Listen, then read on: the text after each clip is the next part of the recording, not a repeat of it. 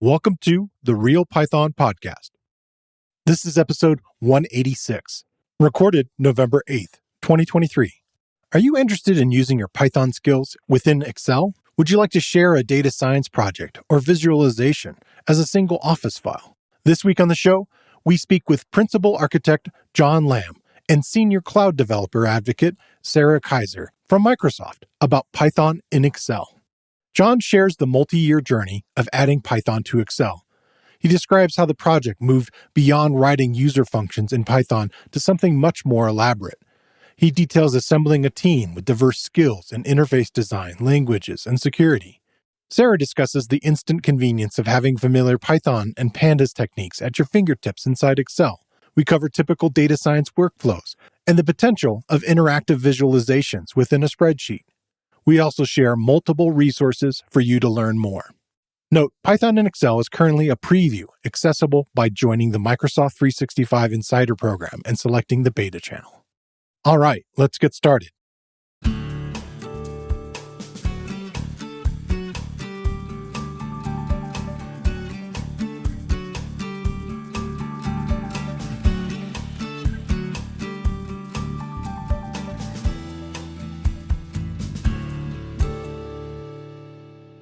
The Real Python Podcast is a weekly conversation about using Python in the real world. My name is Christopher Bailey, your host.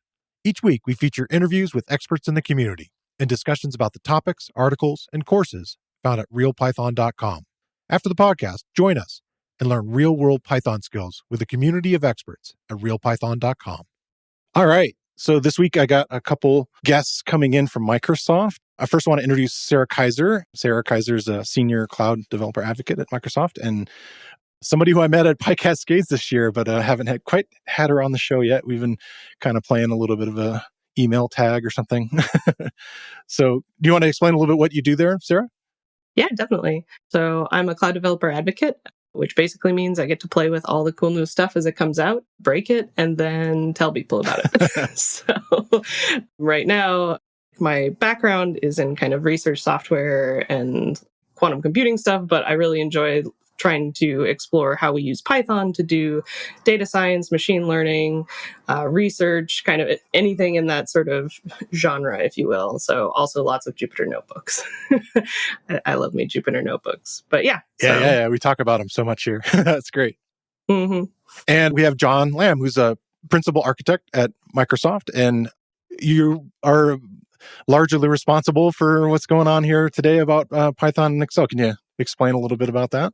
Yeah, it's mostly my fault. I kind of describe my day job as being a cross between a used car salesman and an arms dealer for Python technology in Dev Div for the company, right? So what I try to do is I try to get Python integrated into various things at the company, and there's always been a bunch of projects in the oven, so to speak, for a while. And in this Python in Excel thing really kind of started about 4 years ago. Oh, wow. Actually, just a little bit over 4 years ago, when there were a couple of guys from the Excel team that showed up in a conference room in Building 17 with a prototype that they had built for running Jupyter notebooks in Excel. So they did this crazy thing where they stuck a Jupyter notebook, the Excel task pane, the thing that's on the right-hand side of Excel. Sure. That's not really big. So anyways, they had jammed a Jupyter notebook in there, and they were able to go off from within cells in the grid to go off and invoke Python functions that they would define over in the Jupyter notebook. So that's kind of how this whole thing started. I haven't heard that term Dev Div. What does that stand for? So that's Developer Division at Microsoft. So that's the part of the company that builds all of our development tools. So VS Code is probably the most famous thing that comes out of Dev Div, of course, Visual Studio. And then there's of course, GitHub, right? So all of that stuff kind of lives inside of the Dev Div organization. Okay. Yeah, thanks. And so what's nice about having you both here is we can kind of talk about multiple sides of this project and talk about sort of applications and things and ways to use it. And Sarah, I think you've actually done a couple of videos and a couple explainers on some of this, which I'm excited about. And you come from the data science side, which I definitely see this as a tool for people to do that sort of stuff, exploring data inside of Python and Excel. So How's your experience been so far, Sarah? It's been honestly a really cool thing. When I first heard from my manager, like, "Hey, you want to try out this new Python in Excel?" I was like, "Sorry, what?" I mean, I use Python. Like, what's wrong with my Python? But as I kind of got to play around with it and saw some of the design decisions and stuff that John's team had been working on, I don't know. I started to see why it was pretty cool and why I got excited about making, some videos and tutorials and stuff around it. But basically, when you're working on data science, whether it's like in an academic context or maybe in a company, or even me who's like scraping through my Home Assistant data logs, like all of my temperature loggers and stuff. Yeah. Sometimes I just want to get to something really quick. I don't want to have to I try to do the right thing when I start a new project of creating new Python environments, make sure I don't put everything in base and then be sad later. So being able to open an Excel spreadsheet, which is kind of like what you do from early school, some of the first kind of Babby's first data analysis that you learn when you're doing stuff in school, high school, whatever. Yeah. I'm opening the CSV file. And so to be able to kind of go from that, like I said, I like Jupyter Notebooks. So I really like the kind of graphical interface data exploration sorts of tools. Yeah. And the interactivity. Exactly. I can see my data. I can kind of see how the transformations change it. And so basically this kind of felt like getting a 2D grid of a Jupyter notebook that from my standpoint was also really easy to share. And I think that's kind of one of the biggest things that from my perspective, coming from the Python side of things, I feel like I know Excel. I am definitely not an Excel power user as I am watching more and more videos as YouTube tells me more and more things about, Python and Excel. You're not ready to join the league or whatever and do the competitions? Boy. Yeah, there are some really cool competitions that people do. Yeah, no, it's so wild. The stuff people do in Excel is amazing. It's always fun to see how people kind of really dive in and make their tools the coolest thing ever. And so I'm excited to leverage that whole, it's like a huge new community that you can kind of work with and communicate with your Python stuff that you're familiar with. Yeah. But now you kind of have an additional language. I mean, it's not a literal language, but it's an additional platform or language that, everybody can understand. I have a background in data science that's kind of real mixed. I kind of got into Python pretty late. I was a SQL guy. I was doing a lot of that stuff in banks, and then I joined a marketing division inside of a bank, and I was like, okay, I got to learn Python here. And I was building kind of automation tools, but they were sort of an R versus Python house, and they would go back and forth between the two. And I didn't care. I was still learning everything. And so I did a lot of R and a lot of stuff in RStudio. And I kind of got used to seeing the data, if that makes sense. And I feel like often in Python, there are lots of times where people are working with data and not really seeing all of it at once. They're very often just seeing head, and just seeing just parts of it, or doing a describe or something like that.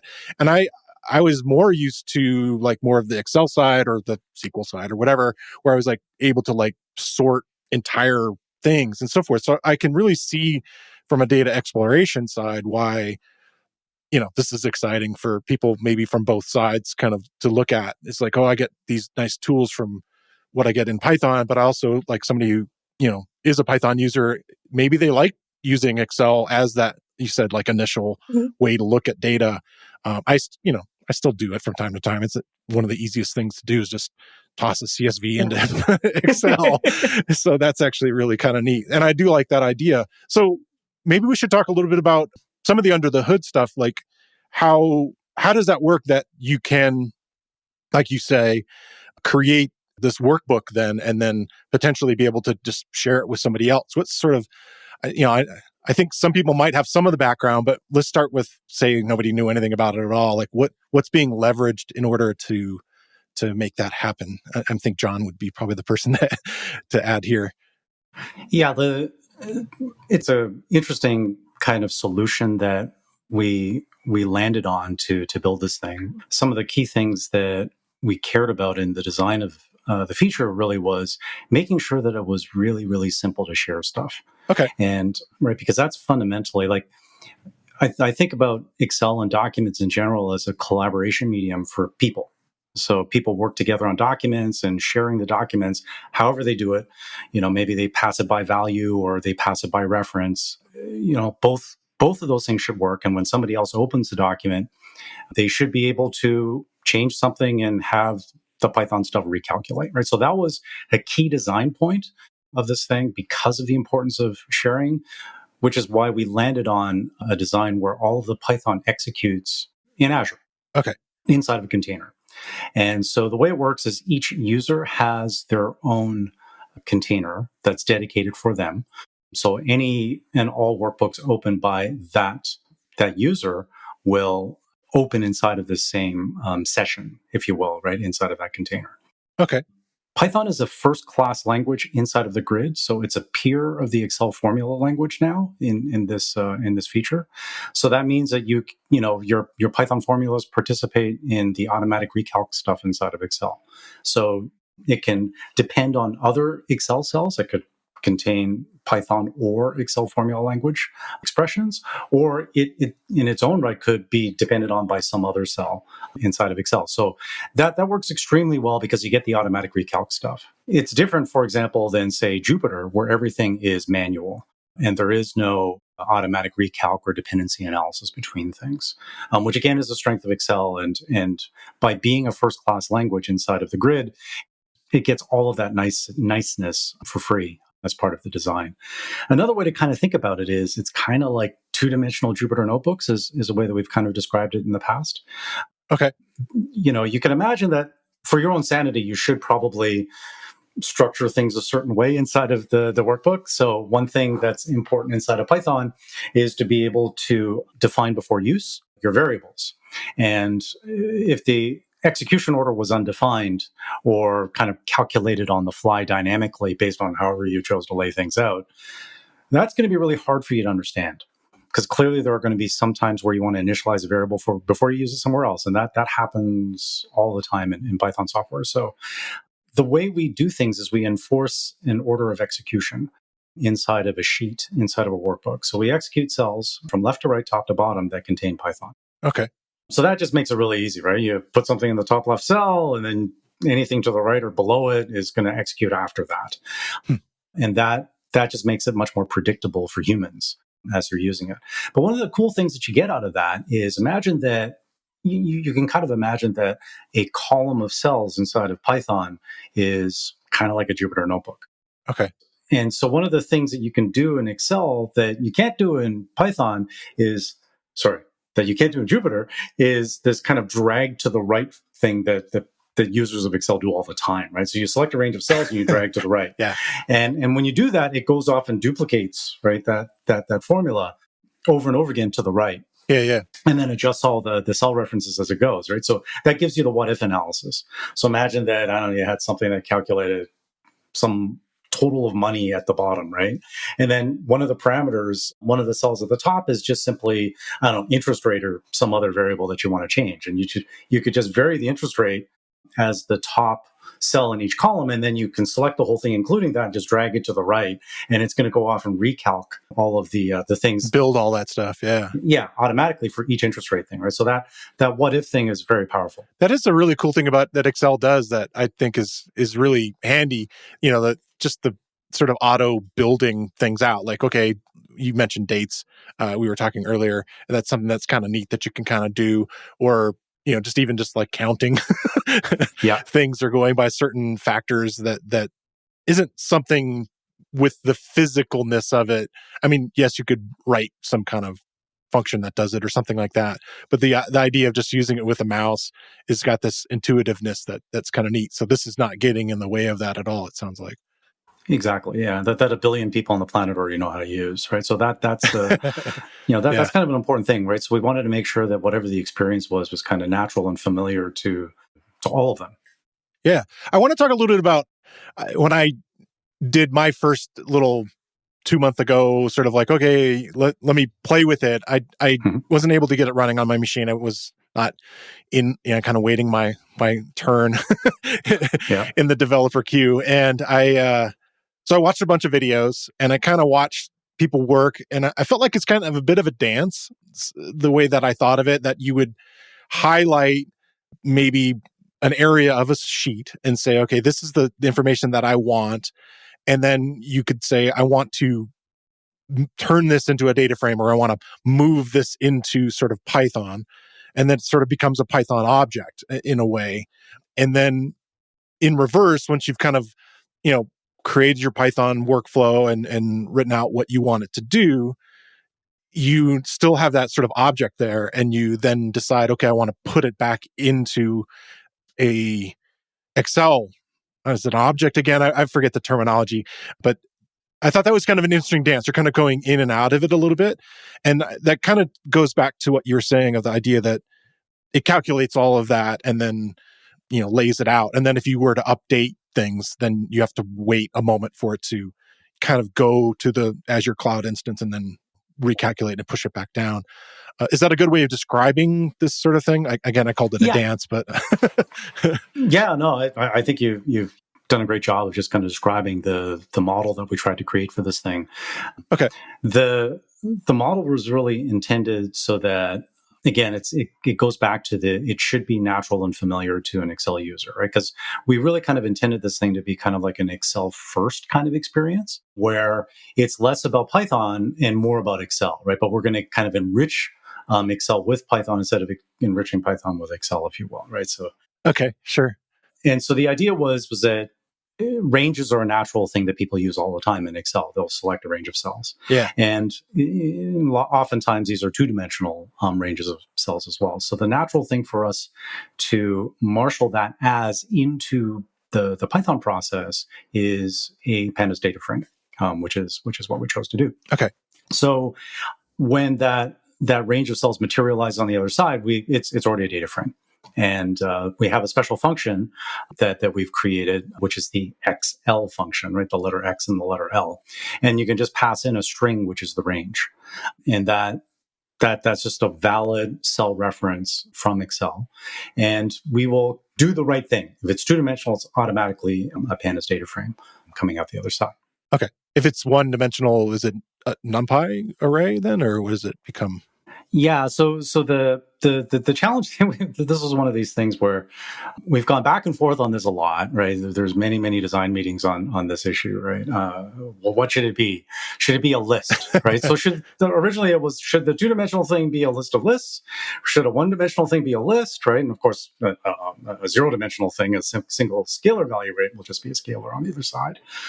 And what we decided is, the thing that probably made the most sense, and after lots of consultation with pandas experts and other folks, we landed on the fact that it's going to be by default a one-dimensional pandas data frame. Okay. Right? So it's always a data frame when it's a multi-dimensional thing.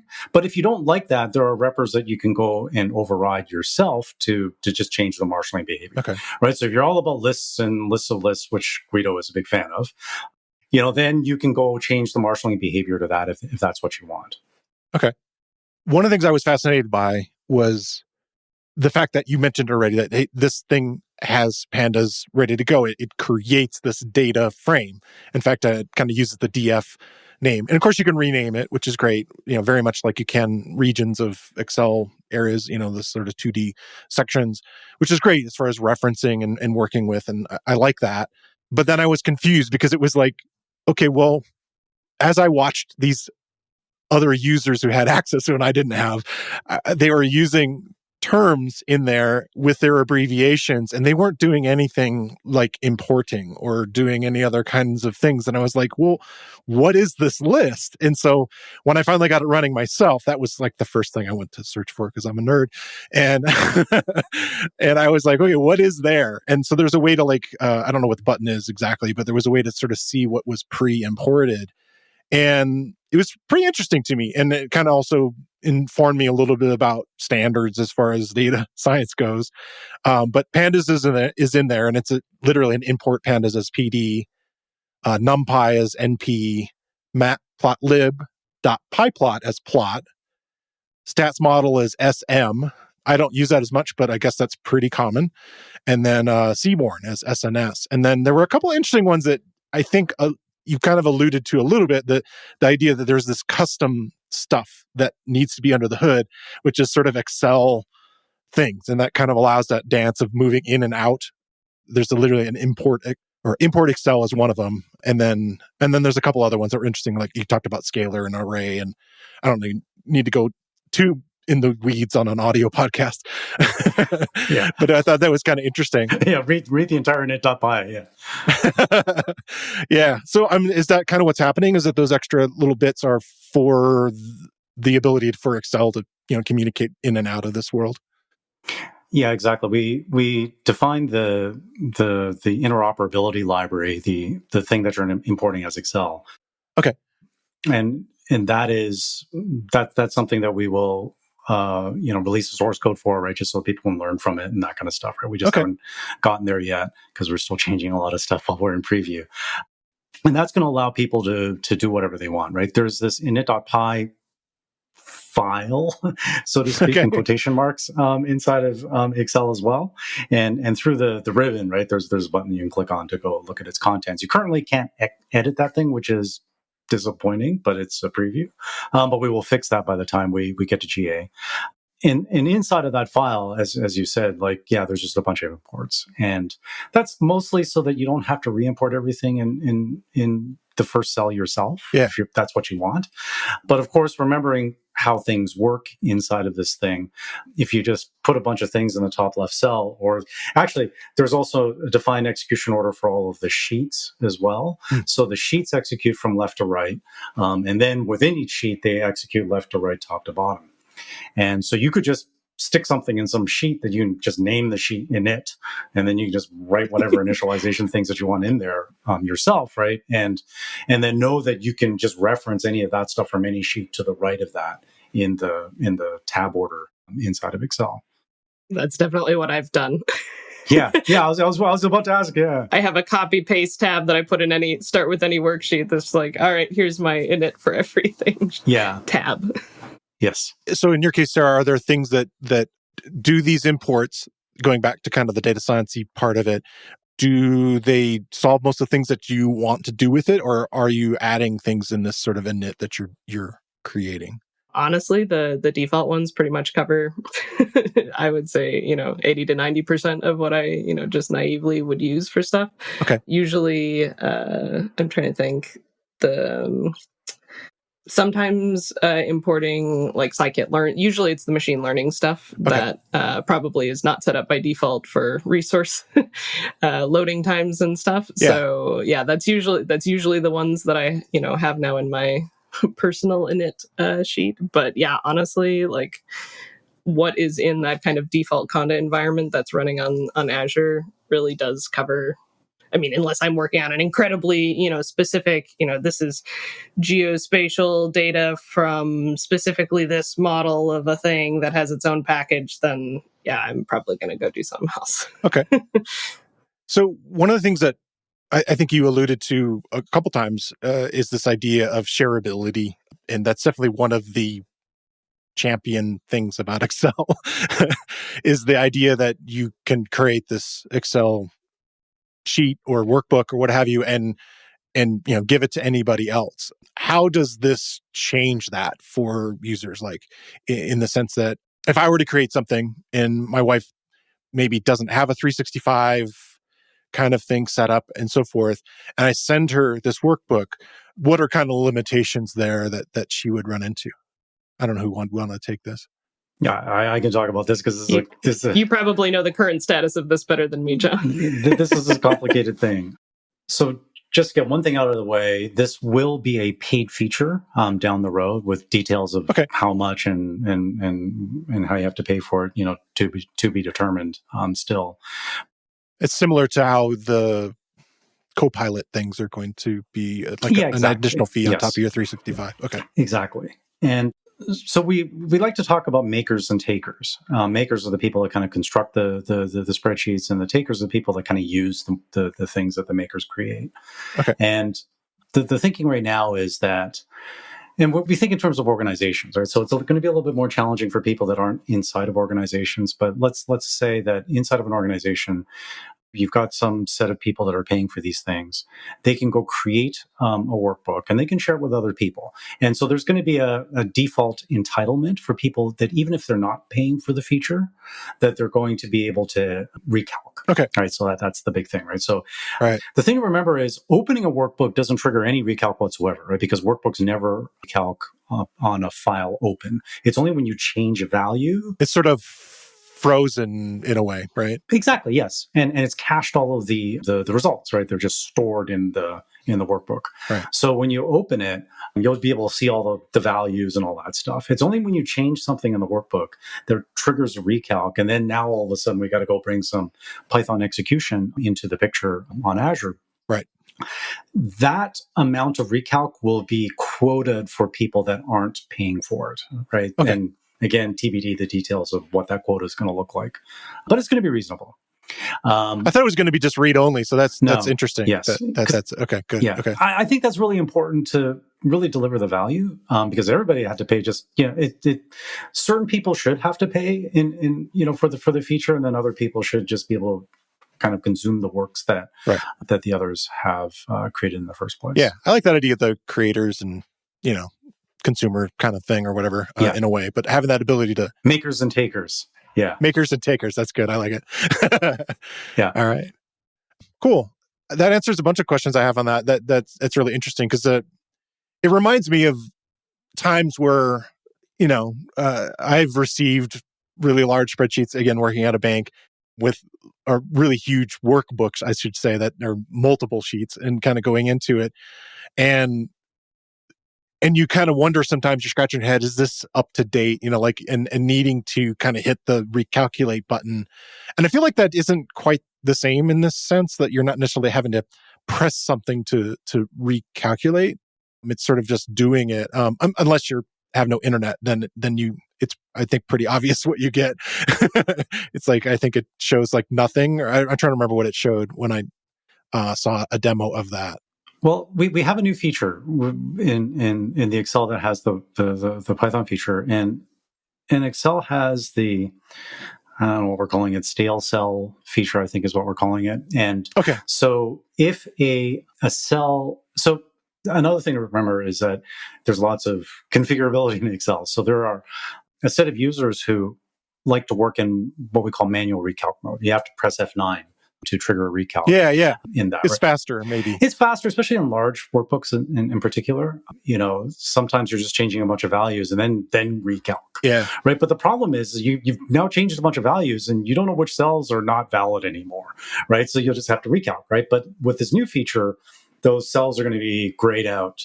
Okay. If they have dirty values, in other words, values that need to be recalced in order to make them current with the changes in the sheet. So we think that that's going to be, I have a hypothesis, and I'd love to ask Sarah if this is the way she thinks this as well.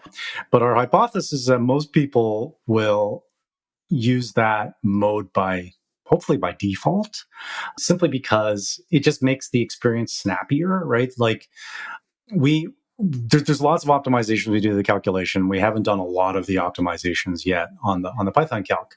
And so we think that this kind of dirty cell mode is just going to give people a better experience all up, right? You get to know the things that you need to recalc, and you get to determine when you want those things to recalc, not just on every edit, which is what happens by default. Yeah. Okay. Yeah. No, that definitely was one of the first things when the flag for that feature came out, was one of the first things I turned on, because I definitely was kind of running into that scenario, especially with some of the machine learning libraries reloaded. Like if I was just changing some plotting options, I didn't need it to like recalculate everything. Yeah. Yeah, so it took some time. So I really like where, some of those options that you have, because I've also gotten Jupyter notebooks quite frequently that have output cell, like people weren't doing, sanitizing it, I guess, properly. So they would be executing in different orders. And so some cells would actually have been executed with different. Yeah. So like, I always try to like do full wipe and rerun, but I never wanted to make that assumption. So like having that compromise of both, I can control, it's not automatically doing it eagerly. I can still choose when it goes, but I also have visibility on what is out of date. Yeah. So like Okay. I can, or someone else who's looking at it, like the fact that, I can send a share link and have multiple people, like you can have multiple people editing a Word document or an Excel sheet at the same time. You can have multiple people editing these Excel sheets with you. Or like, when I say share, like when we say share, it's not just like, oh, you can view the document, all of the same things that you could do in Excel or an M365 sort of document, you can do. And so like, I think that's kind of one of the holy grails for a notebook-like experience is that co-editing thing, which, some notebook front ends have, some don't, but like being able to, all right, I just pulled this data file off the server, hey, we don't work in the same office because we're remote, but like, let's both hop in here. And we can, importantly, like the other thing is leaving comments, right? Like how many times do you go back and forth? Like I prefer working in Markdown, but it's very hard for people to leave comments. So I use Word documents and track changes and stuff like that. So you get all of those sorts of things, which are not easy or even at all technically possible with Jupyter notebooks, but just that are part of, as John was saying, like a billion people understood workflow tools. So, yeah. It's interesting you bring a lot of this stuff up. Like I've had this conversation a handful of times about the interactivity of Jupyter notebooks is fantastic, but very often they are like a regular person's notebook, meaning that they've scribbled all over the place and some things are maybe out of order and they've just kind of worked their way through this thing. And it's kind of this messy thing. And maybe it isn't intended to be read from beginning to end, but that's really bad as far as a consumption thing for another person. There's like a survey that somebody had done where they were like going on GitHub and looking at all the Jupyter notebooks and how many of them they could run, which I thought was sort of fascinating, like as an experiment. But yeah, I agree with you. And in this case, John, you mentioned it several times, this idea of like, okay, well, this runs this way. And it's always going to run this specific way through, left to right and so forth. And I think that's really intriguing. And kind of makes me think about like, what you're saying about how this is sort of similar and has this ability to be interactive. I like interactive stuff. I think it's really nice. But again, if it's doing mass amounts of calculation, then that just doesn't work. Like I'm a big music guy. And so one of my favorite programs is Logic. And I talk about this often, the idea that I can edit while it's playing if I want. Almost every other tool I've ever used, you are not allowed to like grab the regions on things and adjust them subtly while things are playing. But sometimes that's something you need to do and be able to hear it in time as opposed to like, stop. Okay, let's play with it. Okay, hit play again and so forth. And yeah, mess around with it. And you guys are nodding with me because I think that's really common. But the ability to toggle it, I think, is really powerful. So that's really kind of neat because I could see that if you literally have multiple cursors moving around inside of the notebook, or in this case, inside of there. So that's great. I think we're hitting a lot of the things. One thing I didn't mention is just like, how do you start it? But I don't know if most people know this, that just to kind of get going in it, that you select a cell and I think there's like a key command, but you also can just hit equals and pi, right? Yes. Okay. So it feels like an Excel built-in function, right? Like starting a formula. Yeah, exactly. Right. So it's the same kind of like muscle memory, but of course there's a keystroke that you should use, right? As you use it on a daily basis. Yeah. Okay. This week, I want to shine a spotlight on another Real Python video course. Data scientists spend a large amount of their time cleaning data sets so that they're easier to work with. Obtaining and cleaning data typically accounts for 80% of the time spent on any given project. Based on the topic this week, I felt this course fit the theme. It's titled Data Cleaning with Pandas and NumPy, and it's based on Real Python tutorial by Malay Argawal. In the video course, Ian Curry shows you about dropping unnecessary columns in a data frame, changing the index of a data frame, using string methods to clean columns, renaming columns to have a more recognizable set of labels, skipping unnecessary rows in a CSV file, cleaning dates and text based on rules, and much more. This is one of our intermediate video courses. To get the most out of this tutorial, you should have some basic understanding of the Pandas and NumPy libraries, And if that's not the case, RealPython has you covered with even more courses on the fundamentals of pandas and NumPy. RealPython video courses are broken into easily consumable sections, and where needed, include code examples for the techniques shown. All lessons have a transcript, including closed captions. Check out the video course. You can find a link in the show notes, or you can find it using the enhanced search tool on realpython.com. That's interesting. Like, did we hit most of the reasons why this exists? I mean, we talked a little bit about the history of the project, the idea of like 4 years ago, this kind of idea being brought to you and so forth. Who are there other players in the team that you would want to mention that are like key and involved in it? It sounds like, John, you're pretty deeply involved in getting this going.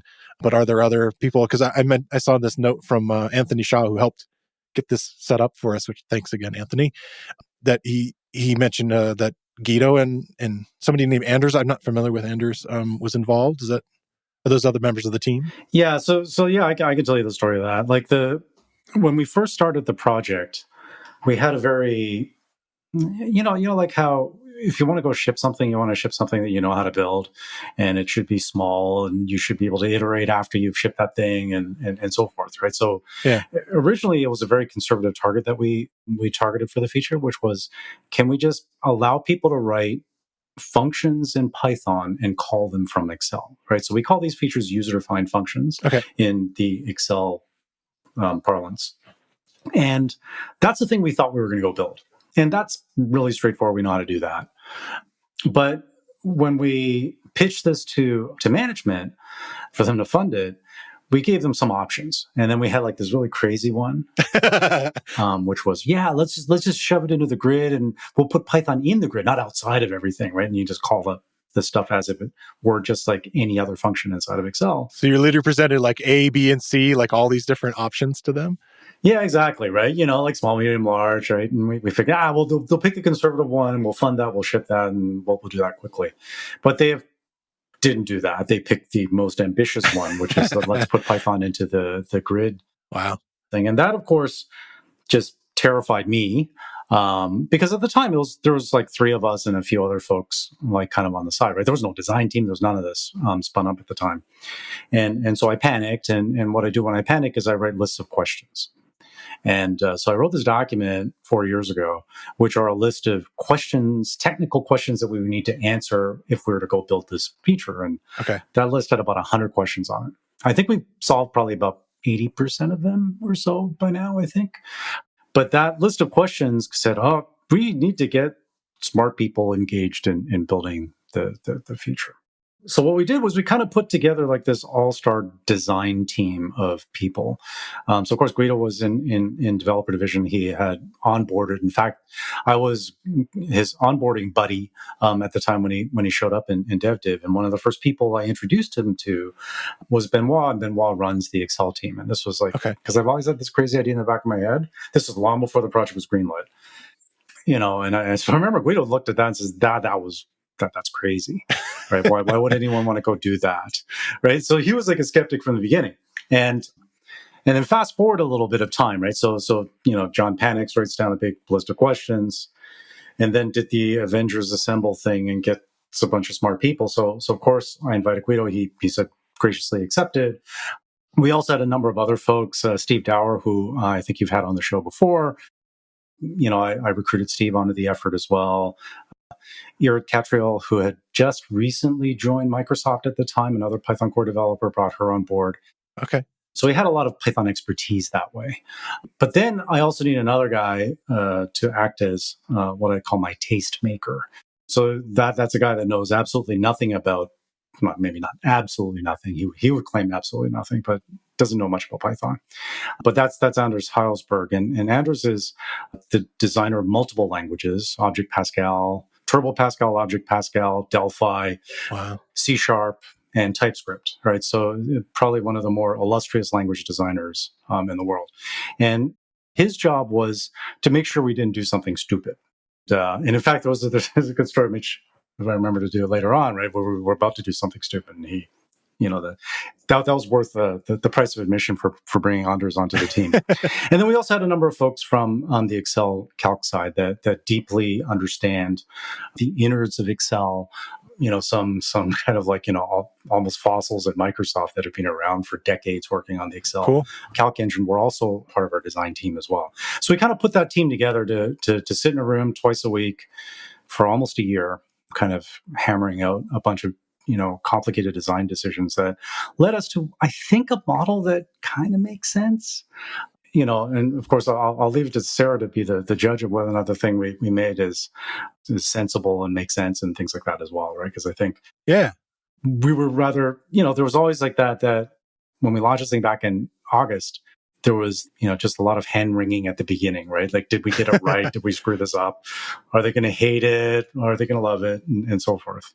Yeah. Well, I thought we could kind of dig into some of the stuff that, like, to me, like right out of the box, I was like, these are neat things that, as somebody who plays with data a lot, I really thought would be fun to have and ready to go inside of Excel. And one of them is, you get right out of with the having pandas right there, you get the ability to type .describe, which is something that isn't really easy to do inside of Excel. Like, you can really tell what's happening with, your data frame, what it's made out of. And I thought maybe, I don't know if you have some of these, like, are there other kind of quick wins you can think of, Sarah, that are like, wow, this is really cool. Like right out of the box, I can do something that as a, somebody uses pandas and Jupyter and so forth, that right away I was like, oh, I can do this now.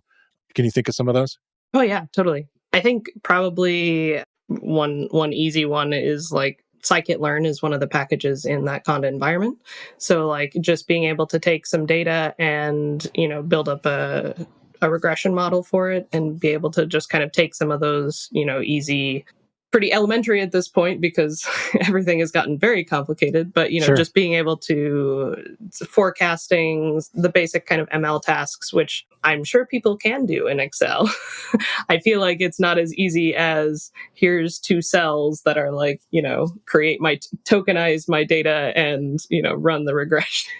In 100 characters or less sort of thing. So I think some of those tasks, if I'm kind of thinking from the standpoint of what would I do in a spreadsheet, like obviously I can do those things in Python or wherever else, but like those would be traditionally, I think, really hard tasks for that. Another one that I really like, because I worked as a kernel developer at Mathematica for a while doing visualization design. Okay. So I like my plots.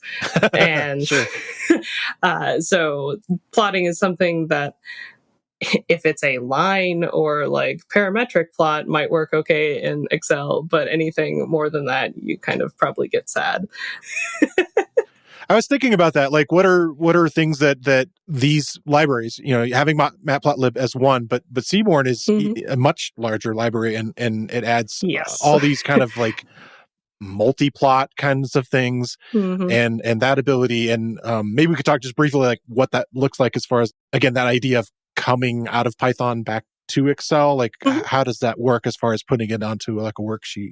Yeah. So, I mean, it's really nice to be able to use some of the like advanced stats visualizations, like some of those hex heat map sorts of things. And for me, from an aesthetic standpoint, being able to programmatically like set something I ended up doing in one of the first notebooks I was playing around with this is like you can use some of the interactive elements in Excel, like drop downs and stuff. So I was wondering about that. Technically, it's part of the data validation feature. So if you say this cell can only be one of these entries in a list, you can then use that as a parameter into other functions. So I basically made a GUI where I could like select parameters to my Matplotlib config and just quickly check and change things. So, until I got something that looked nice. So it sounds almost dashboardy in a way, like outside of like normally dashboards require you to host them and do all this other kinds of like other stuff, and it's so much nicer to like somebody in Excel. And that's something I created a lot of too, visualizations, and I was always kind of like, I want the end person not just to go, oh, that's nice. I want them to be able to like touch it and like move it around. So that's great. That answers that question. It's something I'll probably have to play with. Plotting, basically. Okay, cool. Yeah, and importantly, by having that execution environment not local to my machine or something like that, they can actually change it. And the being able to have that interactivity that is an invitation to them that doesn't immediately start with, well, what version of Python do you have installed? Or please spin up this Docker container or whatever. Well, yeah, I couldn't host anything where I worked. It was so frustrating. It was like I would go crazy, and it's like Linux is not an approved operating system, and it's like, okay, well, can I do Docker? We haven't decided if we can even do that. I was just like, oh my God, like I can't, how am I going to share anything? Oh, come to my machine. And I just get tired of that. So this sounds like a really great solution for that. So neat. Yeah. And that's part of, like, there's some good stuff in the docs, and John can probably speak more to, but part of working with Anaconda on this, such that execution environment in the container on Azure is a Conda environment that has security implications. So, like, I also worked at national labs where basically exactly what you were saying, we couldn't do anything locally. We couldn't, which basically means people will do that anyway, and then, ask for forgiveness later. But, if you start with something that, maybe it isn't exactly the same way someone would do it, but like meets 90% of what they want, that'll be an easy win, both like for the user and for the company who's trying to keep company or research data from ending up on someone's like Chromebook or something. Yeah. Do you want to talk a little bit about that, John? Like, what were the security concerns that were involved in what you were creating here? I had a whole section in that document with like the 100 panicky questions I wrote at the start of the project, right? That was devoted to the security stuff. So the way we run things is we run them inside of an AC Azure Container Instances container on Azure. That container is a Hyper-V isolated container. So that means that between you and any other user that's using this feature, you have a Hyper-V boundary that surrounds your execution environment. Colloquially, we like to call this a steel box. So your Python code runs inside of this steel box, right inside of Azure. Okay. And so what we do is we transmit data by value and the code by value to the container for execution. And on the other side, inside of the container, it's just a Jupyter Python kernel that's running the code on the other side. And then the only stuff that comes back as the response, right? So it's a request response protocol that we have for that. And the code that runs in the container, there is no outbound network access allowed from that container, right? So that there's no opportunities, for example, for a rogue library to go and exfiltrate data, off premises, right, from your workbook. Okay. So that set of things, while it is restrictive, it really allows you to just kind of like open a Python workbook, which is very different from not so long ago when people had lots of Excel macros inside of their Excel workbooks, and the scary dialog box that would pop up that says, you trust this and all. You'll notice if you use a feature, we don't have any of that stuff. Okay. Because we're secure by default. We designed it to be... You don't have to trust Tom from accounting. Exactly, right? Yeah. But because all users look at that dialog box and they read the text as being, would you like to work today? Yes or no? And, nobody says, no, I don't want to work today. So they always say yes. So it's a very poor defense. Yeah. So because of all of these things we kind of put into place with the cloud execution, we get a bunch of things that kind of all line up in the same direction. We get the guaranteed sharing of stuff. We have the confidence. We give people the confidence, right, to open a workbook knowing that it's not going to steal their data or destroy their machine or something else. Right. And that just really encourages people to just go off and just use the feature. And I think that those were kind of really important things on the security side of things. We get people complaining about it all the time. Yeah. You don't have to do too much searching to go, why is Microsoft doing this? Why can't it run on my machine? I own my computer. Why? But if I were to turn around and ask you the question, like, how would you share? Yeah. Right? Like, when was the last time you wrote a Python program on your machine, walked over to some other random person's computer and just copied that Py file over and just ran it and it worked? Right? Yeah. No, we talk about it constantly. So I think that's really great. And having met lots of compliance officers and people inside law firms and inside of banks and things like that, this sounds like this could probably get the sign off on those documents that they love to have to get filled out every year. So Yes. let's talk about what it's not, because I think some people. I'm gonna throw my wife under the bus. Sorry. She'll never listen to this. She might actually.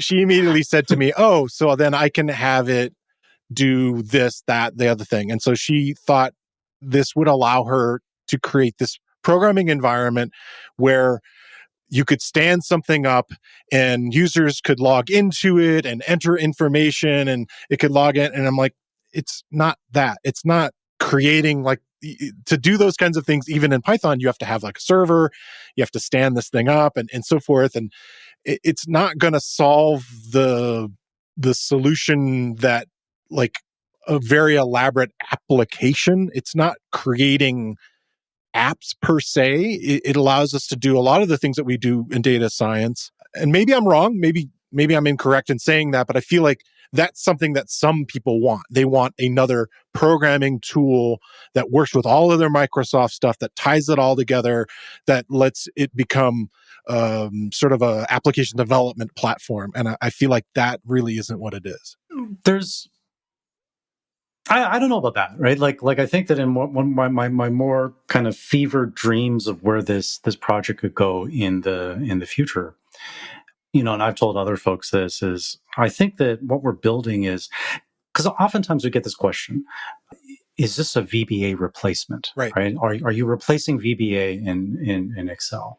And no, we're not doing that. Right. The role of Python isn't to automate the UI of Excel. It's to perform calculations the same way that the Excel formula language performs calculations. However, and you kind of alluded to this earlier about trying to share inside of a corporate environment. Like Jupyter suffers from this all the time, right? Like what we see inside of large companies is that the data science team gets away with all sorts of stuff that regular developers would never get away with because they do quote unquote important things with data, right? And, right, exactly. And so there's this whole... We're doing special stuff here. Exactly, yeah. But there's all this shadow IT. There's this whole shadow IT thing that happens in organizations. Okay. And the IT people hate this, right? Like, it's like, why do those people get to do whatever they want? Right. And so the challenges of let's say deploying Jupyter, just going off and deploying Jupyter inside of an organization is really hard. Like, how do you authenticate? How do I control access? How do I deal with all the versioning issues of things over time? Right? Those are all real issues that somebody has to go and deal with. One of the kind of really cool things about Excel is it's already inside of the IT compliance boundary. Yeah. I often say that what Microsoft really sells is compliance and governance in the guise of, products and services. And, that's a really big part of what our business is. And so because Excel is already inside of the compliance boundary, by being able to add Excel and to secure Excel at that, Python at that in the environment, it really allows people to build applications. Now, to your point earlier, there's kind of some limitations around that right now, right? Like, how do you define application? Yeah, so if you're, something simple like, I don't know, calorie calculator or something, where there's like a table of foods and their calories in this spreadsheet, and you can have an application where you can kind of write down or select things like how much I ate and portions and all that. Sure, that's an application. And you could totally go build that with Python, right? Because Excel, the grid itself is already a reactive canvas. And you don't have to write everything in Python, nor should you write everything in Python. The Excel formula language is fine for all sorts of things already. It gives you the GUI stuff already in a way, too. Exactly, so, yeah. And you're authenticated. So if you're building some, IT thing, you're already signed into Excel. Inside of your organization, right? And so there's really no reason why you can't do that. Now, we have all sorts of restrictions in our programming model right now, right? And we're actively trying to figure out the kinds of things that we can do down the road to allow enterprises to kind of create some of these other applications.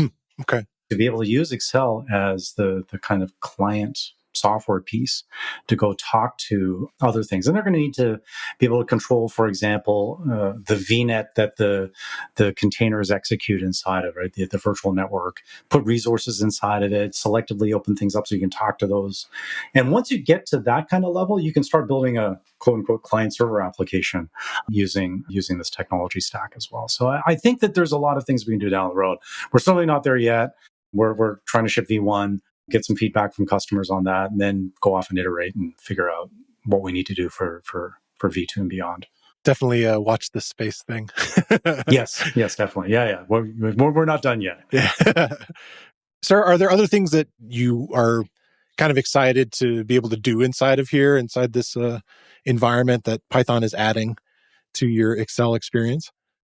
Yeah. I mean, I think one of the demos that I really like that I'm working on is making a Dungeons and Dragons like game state, like your game master sort of screen, but then also being able to use because there's always this problem of like, I can track things on paper. Sometimes I have like a whiteboard to show people like, here's, the order that you're taking turns in and stuff.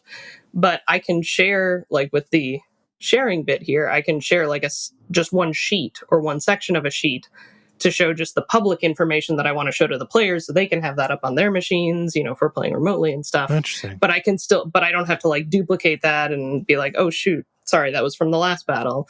But I can have the whole monster manual. I have it like, that I can roll die and generate parties, like enemy parties that they can fight against. And I want to try and figure out how to do some like machine learning, like I did do some cool stuff like correlating different properties of the different monsters in the monster manual to like, are the big ones always evil? Like, some fun stat stuff like that. So like, I'm really excited at kind of trying to find some of those weirder edge case, like, yeah, we can all do like financial forecasting and stuff. That's, we know Excel's good at that. I don't think anyone needs to, like, we know that. What other cool things can we do having, as John was talking about, this kind of reactive canvas and, like most of what I would need for like tabletop gaming or for, because like making GUIs in Python is a huge pain in the ass. Yeah. Like, Jupyter notebooks are a good, like, kind of would be my go-to, right? I use a package that has some nice, HTML, fancified HTML outputs, like Xarray or things like that for exploring and looking at my data sets.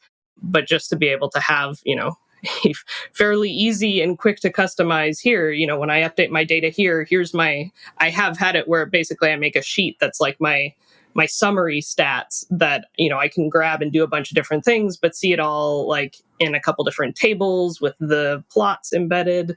It's basically like as we were also talking about before, for dashboarding for people who don't want to make a dashboard. Yeah. And that's kind of like my current holy grail would be here to like have it where I can just with, some of the plotting tools, like, because it's really easy to make some of those composite plots. We have a bunch of subplots in Matplotlib and whatnot, and just be able to have like a sheet that here's all the plots you can change, you can see. Can I ask you a quick on the Dungeons and Dragons thing? Is that for remote play? Is that what that's enabling you to do in some ways? Yeah. Remote play is definitely the biggest thing, because like I actually had a secondary camera set up because I still wanted to do it physically. Yeah. We tried that. We tried having like a Google Sheets. We had like web-based spreadsheets, but then I'm like having to manage multiple places. Maybe I want things to auto-calculate and populate from these parties that I'm generating. I don't know. That's cool. There are some cool Python packages for, like that have a lot of the information from the generalized game rules, that are published, but that save you some effort. Yeah. Well, yeah. So, but it's been really fun to kind of play around and see what I can, and also, the one I was trying to remember from before. Yeah. Obviously you can work with data that's like in the sheet directly. Like that's kind of would be, you open a CSV, the data's right there in the sheet. But because of what we were talking about before, sometimes I would get data by like downloading it from the web, and you go to, there's a GitHub repo that has it somewhere, and then you would download it. Yeah. You can't really do that here because you don't have that external network access. Okay. So, yeah. Basically, another way you can kind of load data and queries in there into your Excel spreadsheet is Power Query. So to Excel people, that's like nothing new. This was a thing that I learned about Excel trying to work with Python data. And it's basically like a really slick, you choose from your menu of where your data is. Is it a web link there? So that's basically like if you had web-based data that you wanted to pull into your sheet, you can't really do it from like any sort of like web connection in the Python kernel, but you can pull it in with Power Query. And so that's how I was getting like all the magic card stats or whatever that I was pulling in. Yeah. Or SQL databases, basically any of the places where you might have data. And it was just a really, from a Python experience, I was like, this is a really nice way to kind of pull this all in. And then it gave you a really nice, I think one of the things I liked the most was as a part of that Excel package that, is how I refer to, you can refer to the data in the Python cells. Yeah. You just there's a name for that query. And so I could just call it that name. I don't have to like keep referring to a selection of cells or something like that. Yeah, I like that. Yeah. Yeah, the battleship notation of Excel sometimes is hard to, Yeah. G15. I do appreciate though, like even if you're editing the Python based cell and like you would in normal, like you drag and select, it automatically puts in into the editor that you have open. So that's nice. Don't have to think about it too hard. But yeah, lots of cool stuff. What I thought we could maybe wrap up with on this whole topic is sort of resources. And one of them, John, you just sort of shared with us right as we began, this sort of book of Python and Excel. And I'll include a link with it. But what's included in there? What's in the book? It kind of originally started as a bunch of my notes that we would take in the design meetings about decisions that we made. But what it's really kind of turned into is a document that tries to explain to people from a Python perspective, not from an Excel perspective. Okay. What this thing is, how it works, because, podcasts are great for kind of being inspired by things, but it's a really terrible medium for kind of communicating details of how to do things. Sure. So there's a lot of details, a lot of code fragments in there that kind of just illustrate how things work inside of the model. Nice. I mentioned the Python Day. Is that what it was called? A talk that you did that was sort of covering some of the Python and Excel, I think, Sarah. So I'll include that video. Any other resources you guys want to shout out? I'll definitely have, as I always do, massive, copious notes included. So if you guys have other links or stuff that comes up before this comes out, we can include them. But anything else off the top of your head that you'd want to share as resources? We have a GitHub repo as well for this thing. Okay. That you should probably add to the show notes, because that's for issues and things like that. So there's oftentimes all sorts of pretty interesting discussions from people. A lot of times feature requests kind of show up there, and sometimes you get beat up over some of our design decisions there. So if you want to go see some of that, you'll see some of those comments there as well. Right. But that's a good place to kind of have a conversation with the team. Okay. Sarah, do you have any other resources you can think of? That was going to be the one I was going to mention, just because it's obviously because I'm working at Microsoft. I know, and I'm interacting with the teams that are working on developing this, but I really appreciate how much the team is interacting with people kind of publicly. It's not just this kind of like closed-ish door process sort of thing. So there's been a lot of good discussions, as John said, Yeah, like I think GitHub's a really great place for that. There's so many communities where things are like in like a Discord server or what have you, and it's like all those kind of odd third-party stuff that, I don't know, it seems like a hurdle to get into, whereas most developers probably have GitHub going and it's somewhere they can kind of check to kind of see what's going on, and they maybe understand the workflow of it and so forth. So that's neat that they can kind of be involved in the conversation. Well, I have these weekly questions I like to ask everybody, and the first one is, what are you excited about in the world of Python? And that could be, event, a book, package, editor, what have you.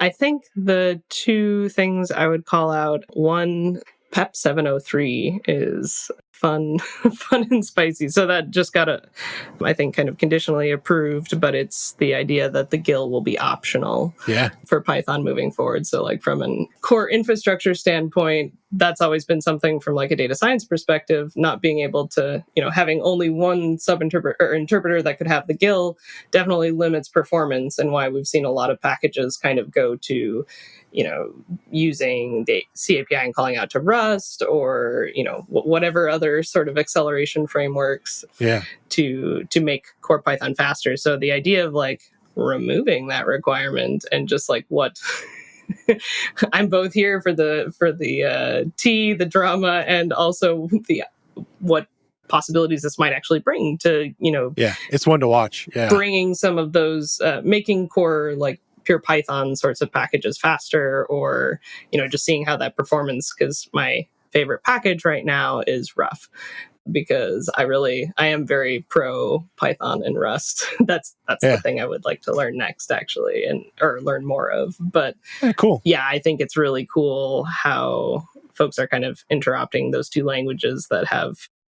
I really like the kind of security by default sort of approach of Rust, as well as the tooling and community. So Rough has been a really cool package to kind of. So Rough is basically like linter. It kind of replaces some of the functionality of like a black, a flake. Even more, they added the formatting. Like they're kind of slowly growing, and like from my perspective, I'm like, I don't want to have to like have 8 things in my requirements file that I need to have.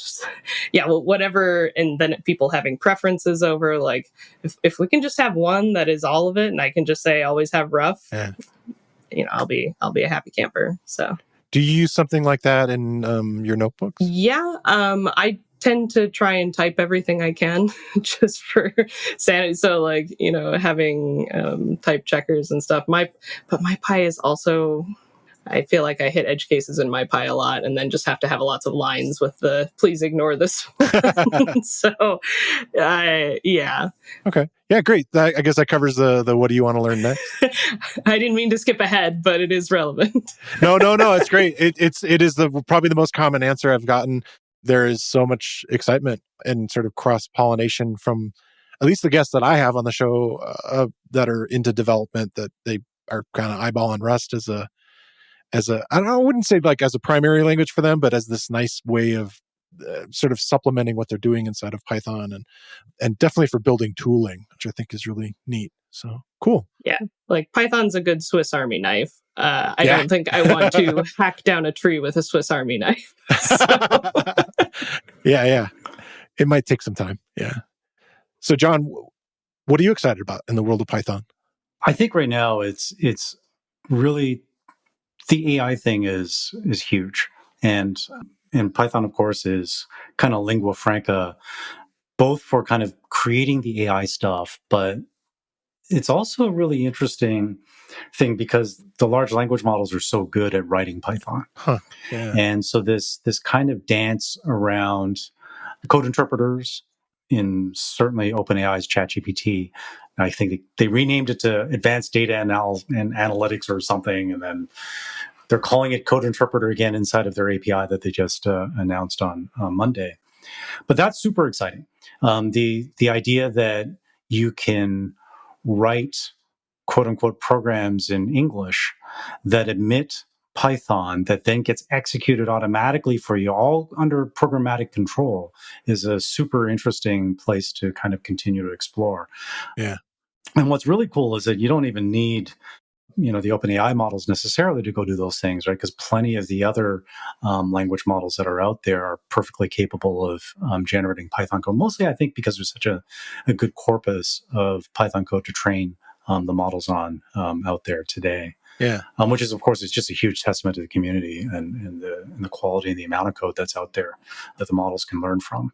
So that's the thing that I'm perhaps the most excited about right now, is the kinds of things that we can do with language models, producing agents, interactions between agents, generating code as a way to get better results out of the prompts that are passed around between different agents. And so that's the thing for me personally that I'm most excited about right now. That's cool. I have a guest on recently, Lawrence Gray, and there's always that kind of negative side, kind of like balancing act between this stuff. But one of the things that he said in this sort of age of AI that you still, if you are interested in being in this developer space, you still need to learn about computational thinking and like how that stuff's structured and stuff like that, and how Python is such a great language for that.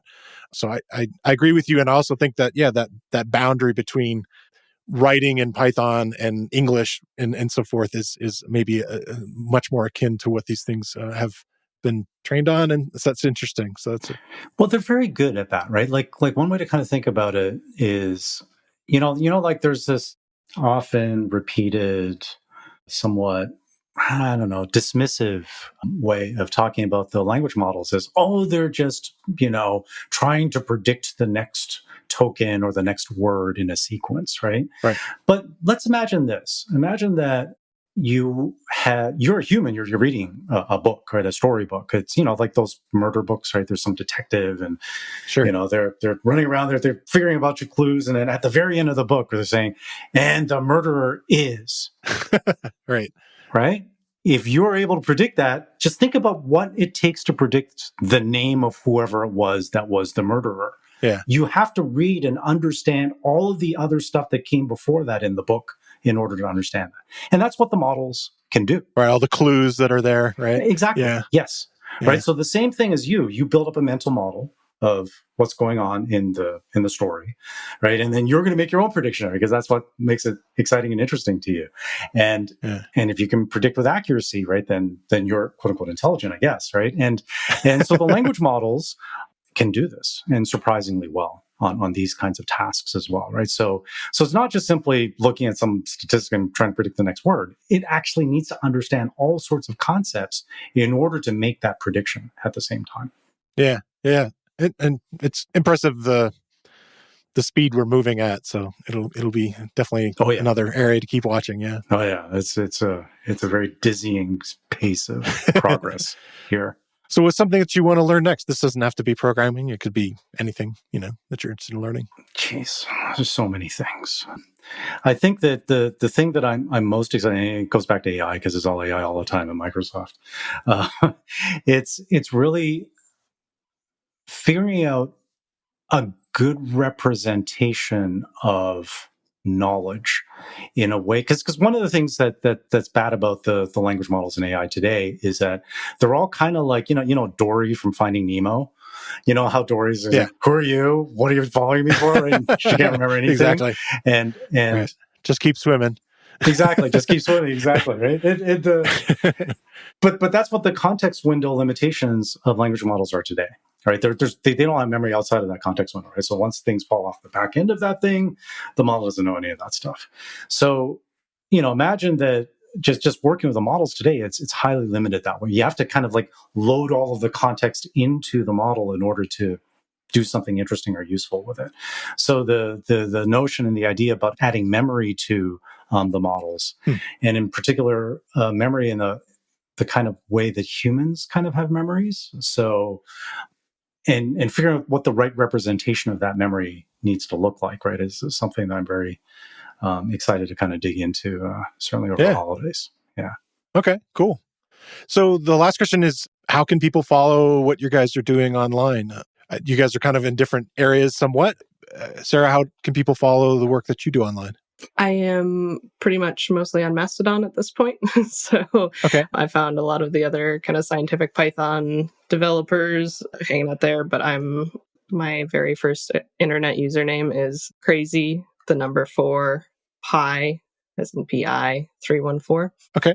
So I'm rolling with it. I don't see a reason to change That's it, good. but it's that at Mastodon, .xyz. We'll put it in. I'm sure we can put it in the show notes. Yeah. But, that sounds good. Yeah. All right. Yeah, that I'm on Mastodon. That's like my main way. Nice. Conversations. I would leave things on Twitter and no one would ever like respond to me. Yeah. And I have actual back and forth with people on Mastodon, and definitely the Python community kind of drifted there. So that's been actually really kind of nice. So, So John, how can people follow your work online? So I'm the contrarian here, of course. Right? I'm still on Twitter, and Okay. I like every now and then I'll say something somewhat intelligent on Twitter, but most of the time I lurk. Sure. But I'm at John_Lamb on Twitter. Okay. John and Sarah, thanks so much for coming on the show. It's been really fantastic to talk to you. Yeah, thanks so much for having us. Yeah, thank you. Right, this is super fun. I always like to kind of talk about the cool things that we have going on here. All right. Well, we might have to schedule an update once we learn what's happening and what's new. It's not done yet. I'm excited. So yeah, there's plenty more to come. All right. Sounds good. I want to thank Sarah Kaiser and John Lamb for coming on the show this week. And I want to thank you for listening to the Real Python podcast. Make sure that you click that follow button in your podcast player. And if you see a subscribe button somewhere, remember that the Real Python podcast is free. If you like the show, please leave us a review. You can find show notes with links to all the topics we spoke about inside your podcast player or at realpython.com/podcast. And while you're there, you can leave us a question or a topic idea. I've been your host, Christopher Bailey, and I look forward to talking to you soon.